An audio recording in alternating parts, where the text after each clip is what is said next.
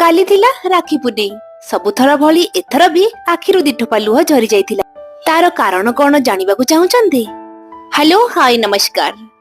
ଏମାନେ ହଉଛନ୍ତି ମୋର ସାନ ଭାଇ ଭଉଣୀ। ତିନି ନଦୀ ମିଶି ତ୍ରିବେଣୀ ଧାର ଭଳି ଆମେ ହଉଛୁ ତିନି ଭାଇ ଭଉଣୀ। ସବୁଥର ଭଳି ଏଥର ବି ମୁଁ ଦୂରରେ ରହୁଥିବା ଭାଇ ଭଉଣୀ ମାନେ ମୋ ଆଖିର ଲୁହକୁ ନିଶ୍ଚୟ ବୁଝି ପାରୁଥିବେ। ହେଲେ ଆମେ ଏଠି ଗୋଟିଏ ସାନ ଭଉଣୀ ପାଇଛୁ। ଭାଇ ଭାଉଜଙ୍କୁ ସ୍ନେହରେ ରାକ୍ଷୀ ବାନ୍ଧି ମିଠା ଖୁଏଇଥିଲେ। ଆଉ ଜାଣିଛନ୍ତି ବାବୁଙ୍କର 1 2 3 9ଟି ଭଉଣୀ। ଦୂରରେ ରହୁଥିବାରୁ ସମସ୍ତେ ରାକ୍ଷୀ ପଠେଇ ଦେଇଥିଲେ।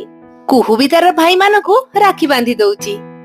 ପିଲାମାନଙ୍କ ପାଇଁ ମୁଁ ଏଠି ଫ୍ରେଞ୍ଚ ଫ୍ରାଇଜ ବନଉଛି।